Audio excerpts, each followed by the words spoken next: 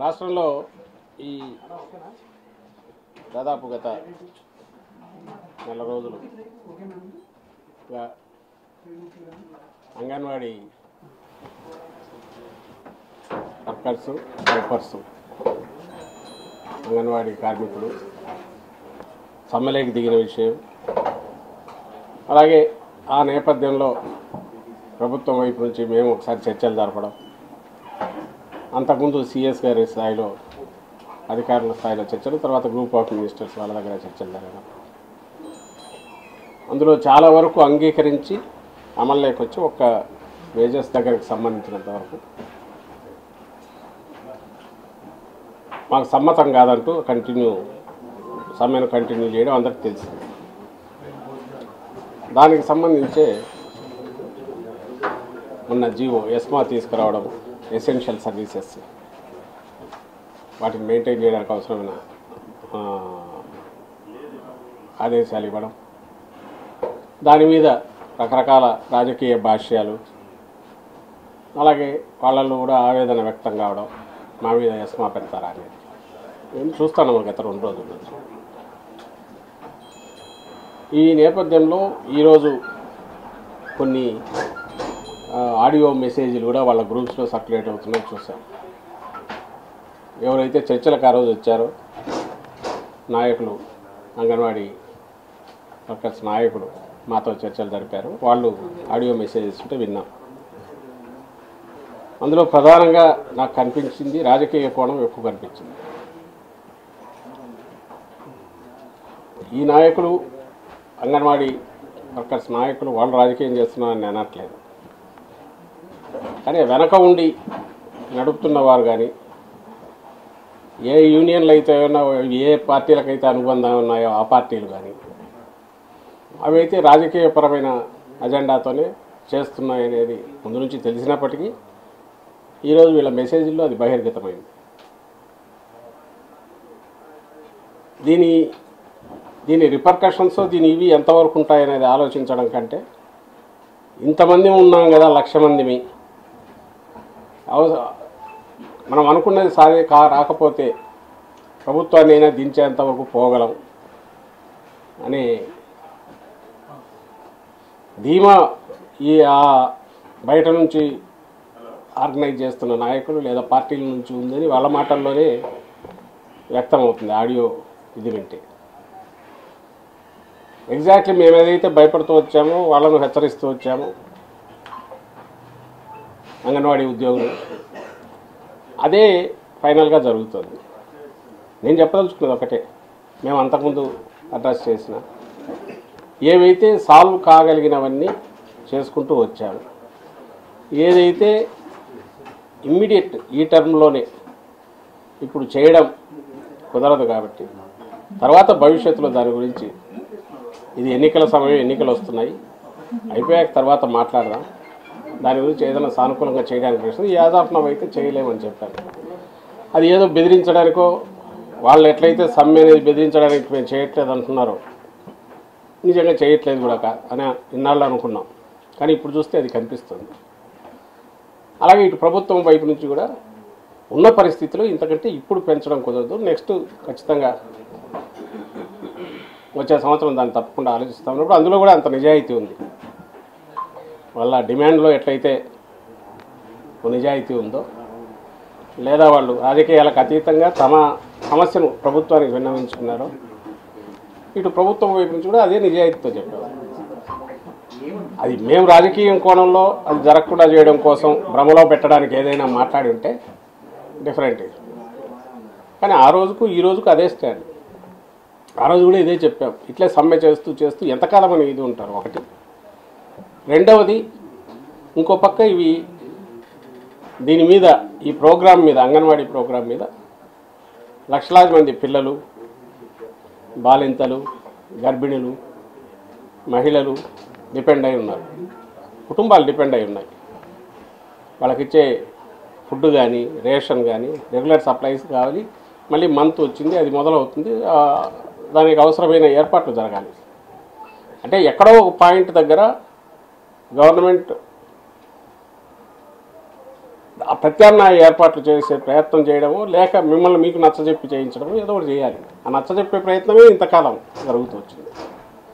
రెండవది, ఇన్ని రోజులుగా చేస్తున్న ఎవరో ఎక్కడైనా సొంతంగా వాళ్ళ అత్యుత్సాహంతో ఎక్కడైనా చేసిన రేరుగా జరిగినాయేమో కానీ ప్రభుత్వం వైపు నుంచి ఏదో హెరాస్ చేయడమో బెదిరించడమో ఇంకో చేసింది అయితే లేదు ఇంతవరకు. అది అందరూ గమనిస్తూనే ఉన్నారు. ఇదే గతంలో చంద్రబాబు నాయుడు గారు ప్రభుత్వంలో ఉన్నప్పుడు ఏం జరిగిందో అందరికి గుర్తుంది. ఆ అసహనంతో జగన్మోహన్ రెడ్డి గారి ప్రభుత్వం ఎప్పుడు లేదు. అంగన్వాడీ ఉద్యోగులను ప్రభుత్వంలో భాగంగానే చూస్తున్నాము. ప్రభుత్వం ఏదైతే చాలా ప్రెస్టీజియస్ దీని కింద పెట్టుకుందో పేద కుటుంబాలకు, పేద మహిళలకు, గర్భిణులకు, బాలింతలకు, పిల్లలకు ప్రీ స్కూల్ యాక్టివిటీ దానికి సంబంధించిన దాంట్లో కీలక పాత్ర పోషించే ఉద్యోగులుగా పరిగణిస్తున్నాం. దానికి తగిన ఏర్పాటు కూడా జరిగింది, అందరూ గమనించారు. ఈ ఒక్కటి చేయలేనిది ఎందుకు చేయలేమో కూడా చెప్పాం. భవిష్యత్తులో దాని గురించి ఆలోచిస్తాం, దయచేసి విరమించమని చెప్పాం. తర్వాత ఇప్పుడు కూడా మళ్ళీ అదే చెప్తున్నాం.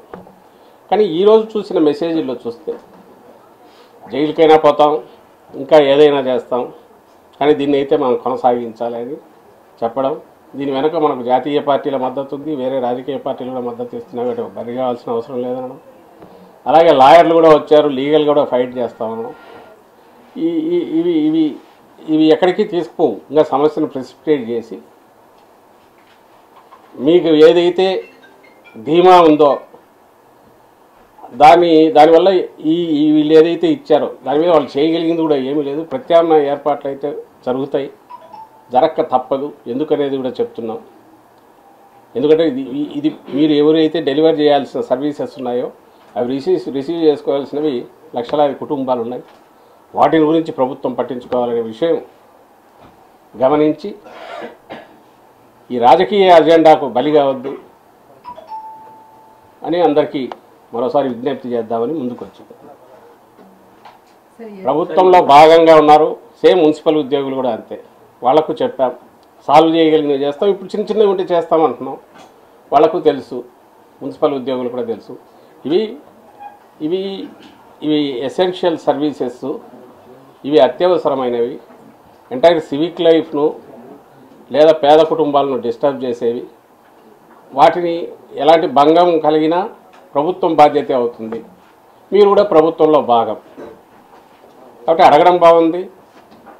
అసలు ఆ సమ్మె పోకుండా కొన్ని పరిష్కారం అయ్యేవిగా చాలా వరకు వీళ్ళు పరిష్కారం చేసినవి, సమ్మెకు పోనవసరం లేకుండానే చేసినవి, చేస్తున్నవి కూడా. వీళ్ళందరూ కూడా అంతకుముందు సిఎస్ గారి దగ్గరికి వస్తున్నారు, నా దగ్గరికి వస్తున్నారు, మంత్రుల దగ్గరికి వెళ్తున్నారు. రెగ్యులర్ ఇదైతే ఉంది ఇంటరాక్షన్. బట్ సహజంగానే శాలరీ పెరుగుతుంది మనం సమ్మె లేకపోతే అన్నందువల్ల వెళ్ళి ఉండొచ్చు. కానీ అది సాధ్యం కాదు. దానికి ఉన్న పరిమితులు, దానికి ఉన్న ఇబ్బందులు మేము చెప్పిన తర్వాత వాటిని అర్థం చేసుకొని చేస్తే బాగుండేది. ఈరోజు ఇంకోటి రౌండ్ టేబుల్ అని చూసాం. సహజంగానే తెలుగుదేశం మొత్తం అక్కడ చేరారు.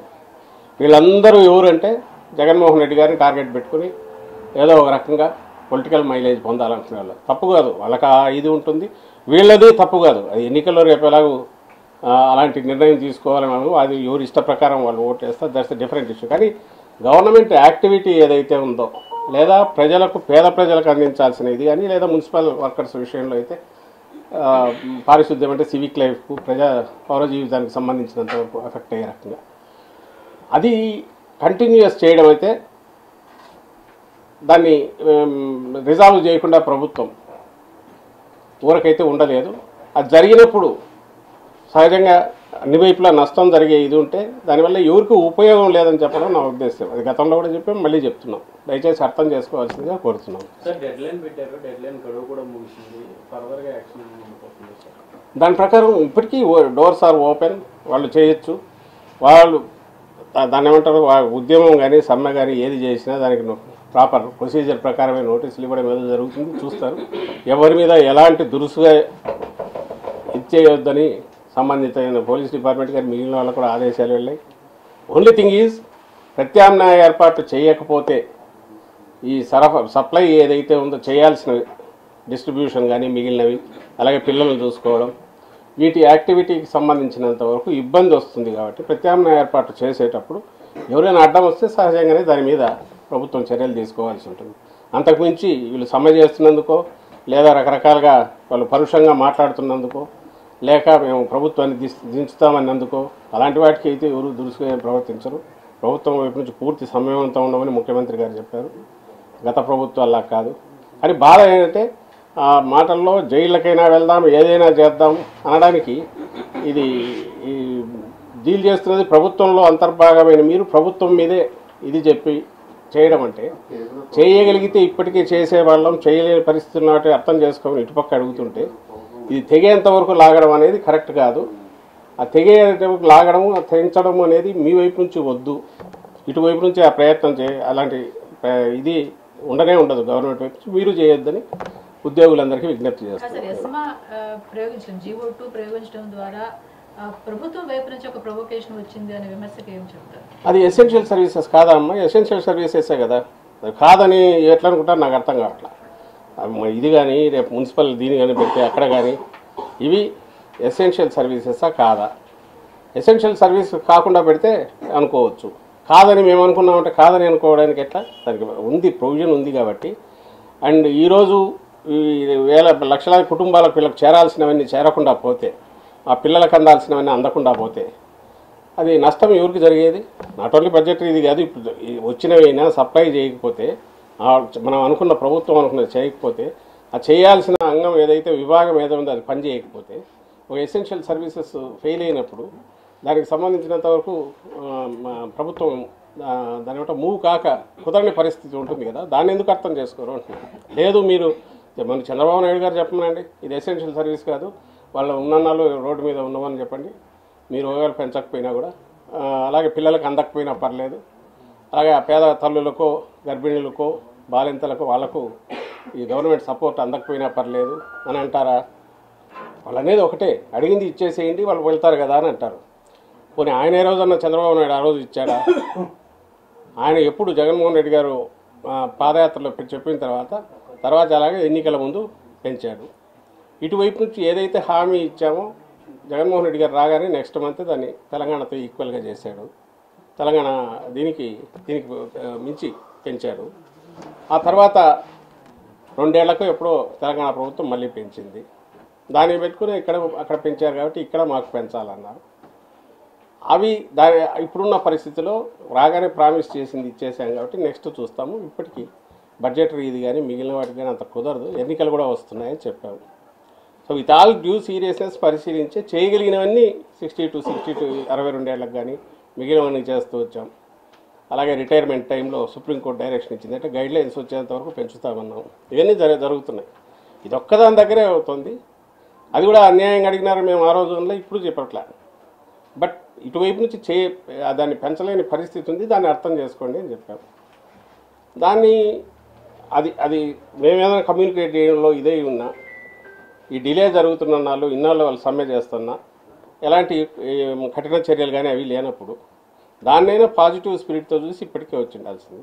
లేదు ఇప్పుడు ఒక ఎక్కడో ఒక చోట ఒక కట్ ఆఫ్ ఇది వస్తుంది, అది వచ్చింది కాబట్టి ఎస్మా దీని కిందికి తీసుకొచ్చి ఎసెన్షియల్ సర్వీసెస్ కిందికి తెచ్చి నోటీసులు ఇవ్వడం ఇది జరుగుతుంది, మొదలవుతుంది, ఆ ప్రాసెస్ ఉంటుంది. ఇప్పటికైనా సమయం మించిపోయింది లేదు. అది రిక్వెస్ట్ చేద్దామని మీ ద్వారా మీడియా ద్వారా రిక్వెస్ట్ చేద్దామని వచ్చాం. దాన్ని దయచేసి అర్థం చేసుకుని వాళ్ళు కానీ అలాగే మున్సిపల్ వర్కర్స్ కూడా చేయగలిగినంత చేశాం. పట్టుదలకు పోకుండా ఇంకా చిన్నవి ఏమైనా ఉంటే వేరే పరిశీలించవచ్చు, that's not a different issue. కానీ సాలరీ పెంచడం అనేది ఇప్పట్లో కుదరదనేది దయతో అర్థం చేసుకొని సమ్మె విరమించాల్సిందిగా కోరుతున్నాను. మున్సిపల్ ఇప్పటికైతే ఏం లేదు, చర్చలు జరుగుతున్నాయి, రిజాల్వ్ అవుతుందని అనుకుంటున్నాం. మళ్ళీ కూర్చున్నాం. అంగన్వాడీ దీనికి సంబంధించి కూడా వాళ్ళు ఈరోజు మళ్ళీ వచ్చినట్టున్నారు సిఎస్ గారు, అది కూడా రిజాల్వ్ అవుతుందేమో అని ఆశ ఉంది. బట్ ఈలోగా ఈరోజు వాళ్ళ స్టేట్మెంట్లు కానీ పొలిటికల్ పార్టీస్ దాన్ని స్టాండ్ తీసుకోవడం కానీ, అలాగే మొన్నటి వరకు 19 వరకు అధికారంలో తెలుగుదేశం పార్టీ కూడా పొలిటికల్ స్టాండ్ తీసుకొని రావడం కానీ, అలాగే వీళ్ళ దాంట్లో కూడా ప్రభుత్వాన్ని దించేయగలమని ఇది కూడా మాకు ధీమా ఇచ్చారు ఆ పార్టీలు అంటుంటే అది ఎక్స్ట్రీమ్ పొజిషన్ అలాంటివి తీసుకోవడం ఉద్యోగులుగా ఉన్నవాళ్ళు. అది నిజంగా కరెక్ట్ కూడా కాదు. అండ్ ప్రయత్నం ఎవరైనా చేయొచ్చు, ప్రతి ఓటు దించడానికి వేయచ్చు లేదా నిలపడానికి వేయచ్చు. కానీ మేము 1,00,000 మంది ఉన్నాం కాబట్టి మేము కలిసి ఇచ్చేయగలమంటే ఇది 5 కోట్ల మంది ఉండే రాష్ట్రం. వాళ్ళు ఏదో ఆవేశంగానో ఇంకోదానికో వాళ్ళు రెచ్చగొట్టే రకంగానో పార్టీలు పొలిటికల్ పార్టీలు చేస్తే ఆ ఉచ్చులో పడొద్దు, వాటికి బలిపశువులు కావద్దు అనేది మా విజ్ఞప్తి. సమ్మె కొనసాగిస్తే వాళ్ళకి నోటీసులు ఇచ్చి విధుల నుంచి తొలగించే అవకాశం ఉంటుంది. అమ్మా అంగన్వాడీల్ని వాళ్ళు కనుక అదే రకంగా ముందుకు పెడితే ఎస్మా ఉన్న నేపథ్యంలో వాళ్ళకి నోటీసులు ఇచ్చి విధుల నుంచి తొలగించే అవకాశం ఉంటుంది. ప్రత్యామ్నాయ ఏర్పాట్లు అన్నప్పుడు ప్రత్యామ్నాయ ఏర్పాట్లు జరుగుతూ వస్తుంటాయి. అవి జరిగినప్పుడు ఏ రూపంలో జరుగుతాయని అన్నిటికీ అది వాళ్లకు తెలుసు, మిగిలిన వాళ్ళకు తెలుసు ఏ రకంగా ఉంటుంది. ఏదైతే ఎంతకాలం అయితే దాన్ని చూస్తూ వచ్చామో అయిన తర్వాత నెక్స్ట్ స్టెప్ పోక తప్పదు. అవి ఎట్లా ఉంటుంది అనేది వాళ్ళకి నోటీసులు పోయినప్పుడు నోటీసుల్లో తెలుస్తుంది.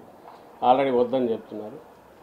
వాళ్ళు కంటిన్యూ చేసినప్పుడు అంటే అది ఏం చెప్పినా ఏదో హెచ్చరికలాగానే భయపెట్టినట్టు బెదరగొట్టినట్టు ఉంటుంది. కాబట్టి నేను దాని జోలికి మాటల జోలికి పోవడం, ఒక్కసారి అది నడవడం ఆగకూడదు.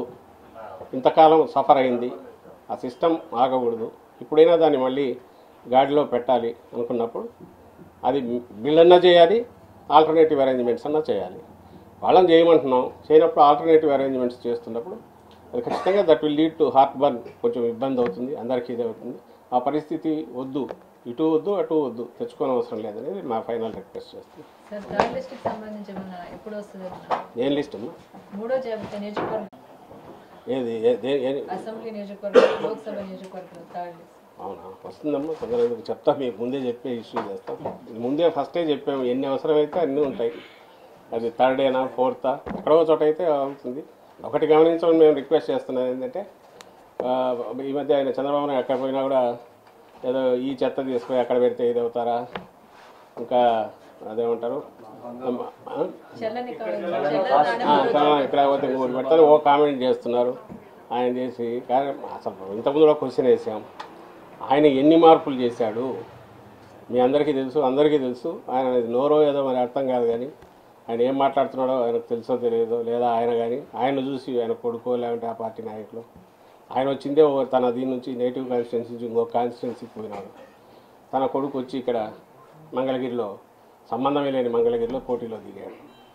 ఇంకా గంటా శ్రీనివాసరావు ఆయన అయితే ఎన్ని కాన్స్టిట్యున్సీలు మారాడు. అలాగే ఐ థింక్ లాస్ట్ ఎలక్షన్స్లో కూడా ఆమె పాయకరావుపేట నుంచి ఆమెను తెచ్చి కొవ్వూరు పెట్టినట్టున్నారు. ఐ థింక్ జవహర్ ఆయన తెచ్చి ఇక్కడ తిరువూరు పెట్టినట్టున్నారు. చెప్పుకుంటూ పోతే చాలా ఉంటాయి. అల్టిమేట్ నువ్వు చేయలేని పని మేమేమో కాన్ఫిడెన్స్తో వెల్ ఇన్ అడ్వాన్స్ చేంజెస్ ఏమైనా ఉంటే చేసుకుంటూ పోతున్నాం. సైంటిఫిక్ స్టడీతో జగన్మోహన్ రెడ్డి గారు ఈ పని చేస్తున్నారు. నీకేమో అసలు క్యాండిడేట్లే లేదు. 175 అన్నట్టు నువ్వు ఆలోచించాల్సిన అవసరం వచ్చింది చంద్రబాబు నాయుడు లేదు. ఉన్న వాటిలో మళ్ళీ అంటే జనసేనకి ఎన్ని ఇస్తారో తెలియదు. ఆ నంబర్ చెప్పాలంటే మళ్ళీ అది భయం. అది చెప్తే ఎలాంటి రియాక్షన్ వస్తుందో అది.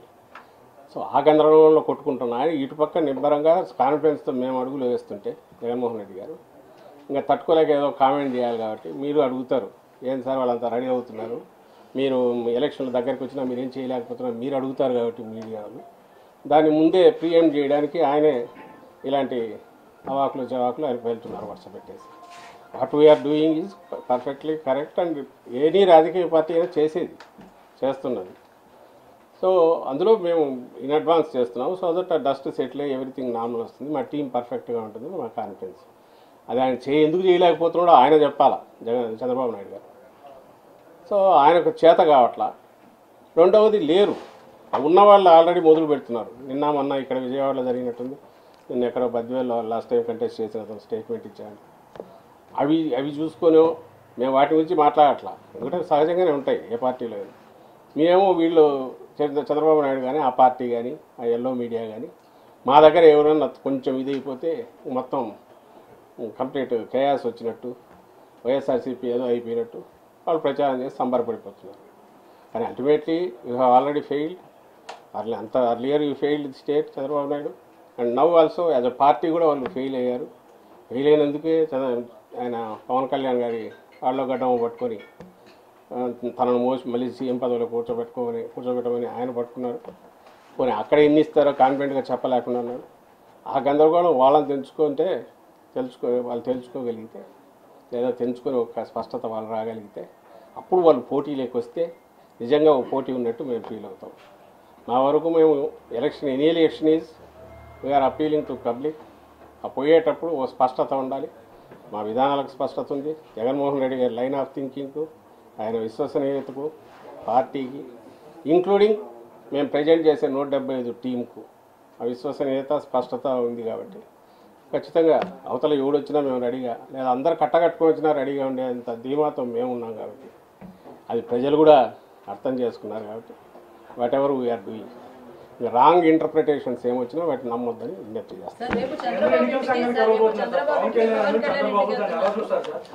కేంద్ర ఎన్నికల సంఘాన్ని చంద్రబాబు పవన్ కళ్యాణ్ కలవబోతున్నారు. ఇప్పటికే అపాయింట్మెంట్ వాళ్ళిద్దరూ కలిసి రేపు సిఎస్ని కలిసి ఫిర్యాదు చేయబోతున్నారు. వైసీపీ నుంచి ఏమైనా కంప్లైంట్ ఇవ్వబోతున్నారు. వాలంటీర్లని ఉద్యోగుల్ని వెన్నికల నుంచి తప్పించాలనేది ఫిర్యాదు ప్రధానంగా. వాలంటీర్లు అనేవాళ్ళు ఉద్యోగులు కాదు. ఒకటి సచివాలయ ఉద్యోగులు ఎనీ ఉద్యోగి state government employees are state government employees. వాళ్ళు వచ్చేసి దాని గురించి వీళ్ళ తలకాయలు ఏదో ఉంది, దాన్ని పెట్టేసి అది ఈసీకో లేక రాజ్యాంగానికో వాళ్ళు ఆపాదించో వాళ్ళు ఏదో స్టేట్మెంట్ ఇస్తే దానివల్ల ఏం ఉపయోగం ఏముంది? వాలంటీర్లు ఉద్యోగులు అయితే కదా. అండ్ వాలంటీర్లు ఉద్యోగులు కానప్పుడు ఎన్నికల డ్యూటీలు ఎందుకు పాల్గొంటారు? ఎన్నికల డ్యూటీలో పాల్గొనరు. ఎన్నికల్లో ప్రజాస్వామ్యంలో ఎన్నికలు ఇంపాక వాళ్ళు పౌరులుగా, మామూలు పౌరులుగా వాళ్ళ అభిప్రాయాలకు అనుగుణంగా పనిచేస్తారు. ఇట్స్ వాలంటీర్ అని పదంలో మాట్లాడి ఉన్నప్పుడు దాని మీద వీళ్ళు అనడం ఏంటి? వాళ్ళు ఏదో మేము వాడుకుంటున్నాం అనడం ఏంటి? దానికి ఏమైనా అర్థం లేనిది. దాన్ని తీసుకెళ్ళి ఈసీకి పెడితే పాపం వాళ్ళు ఏం చేస్తారు? ఎలక్షన్ కమిషన్ ముందు పెడితే.